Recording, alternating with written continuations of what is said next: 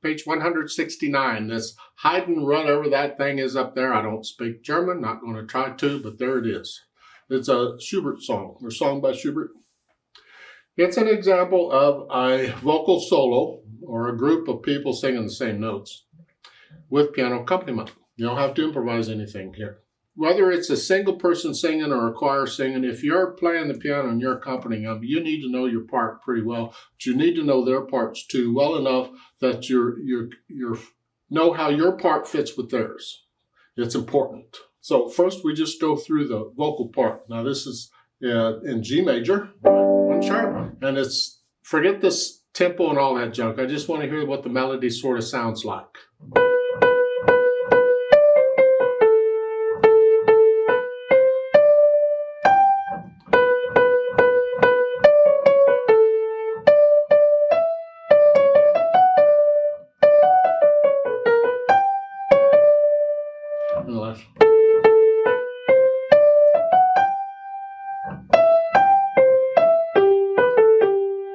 Okay, I didn't try and interpret it or nothing. I just wanted an idea what the melody sounded like. And then as time goes on, I would try and get a little more into this so I can feel it a little better. Seems to be a bit of a happy song. As exactly how fast it goes, I have no idea, but it's quick, I guess. And you watch out on these slurs, these like second measure. Those slurs, for singers, they're not the same as for piano or other instruments. They mean different things, so you have to watch out on these curved lines. I have an example of one of the method books that I've covered a bunch, is they have a bunch of slurs in the lessons, in the music.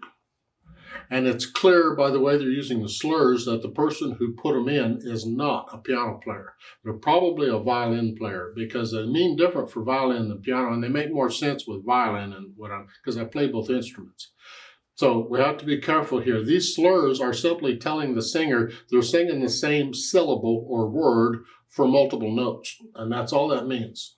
And when there's multiple verses involved, you may not necessarily be singing the same rhythm in all the verses. So where in the second measure, the first 2 notes are slurred, you're singing the same syllable, but in one of the other verses, it could have been 2 different syllables on each note, one for each note. It's going to sound the same on the piano. My point is, watch out on the slurs for vocal music. It's simply telling you it's different. Now the accompaniment, well, really just broken chords here. Oh,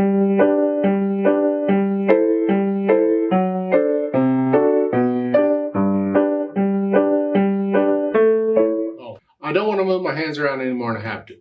So it's not just anything goes. So at the beginning, it's like here, at the first measure in the right hand, here, and the second measure, I'm here. Well, if I would do the first measure this way, 1, 2, 4, all I got to do is move the thumb up. And I get that. I can play most of the first line pretty much in this position here. And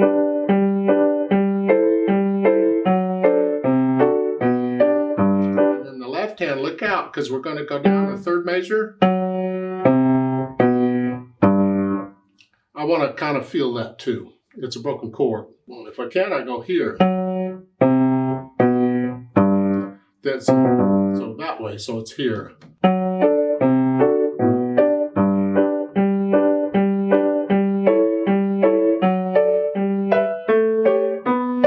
So second line, measure 6, so up at here. The first one is 1, 3, 5, and then 1, 2, 4. I'm preparing for what's coming. So.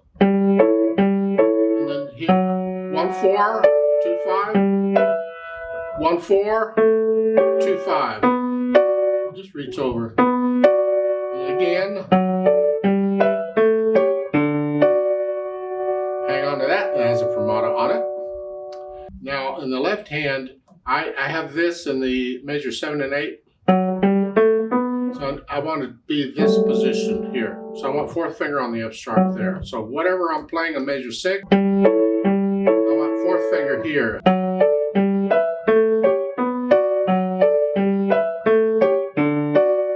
Here. And then the last line, I come down here in the left hand. Here. And this, I got that.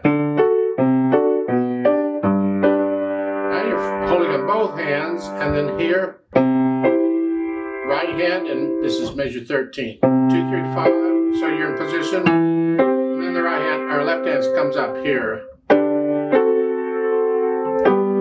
And what do we do here?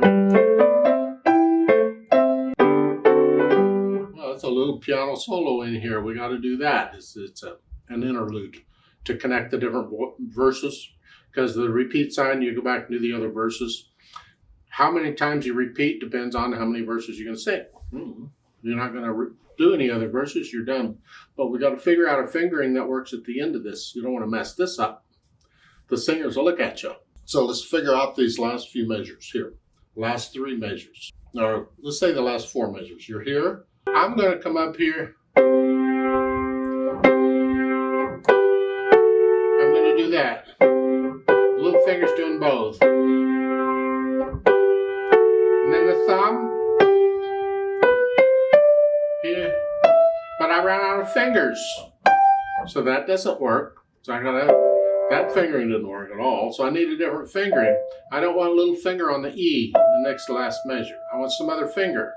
Well, if I do that, maybe the thumb needs to be on the B. So I do the just 3rd finger then. This is the last 3 measures. Here, and then 3rd, and then thumb. It's like an arpeggio. 1, 2, and hold that down. Here. So that might work.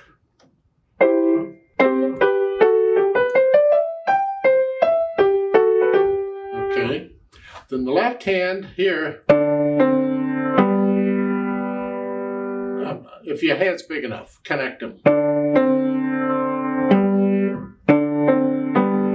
If you can. If you can't do that, then you're going to have to use thumb on both. Here, and then 5. And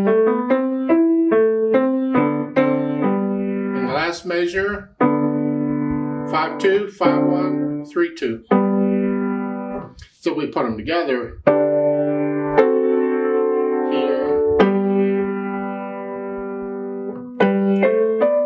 See, we're in this position, a 5 and a 3, then for the last 16th notes. So we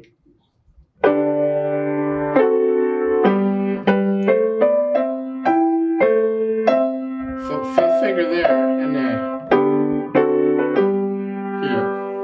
Then you add the articulation. His. Go ahead and connect all those together. Connect all that together, and then the staccato. So I'm already here. I'm here. I just got to do that. And the accent. The ba-ba-da-ba, syncopation.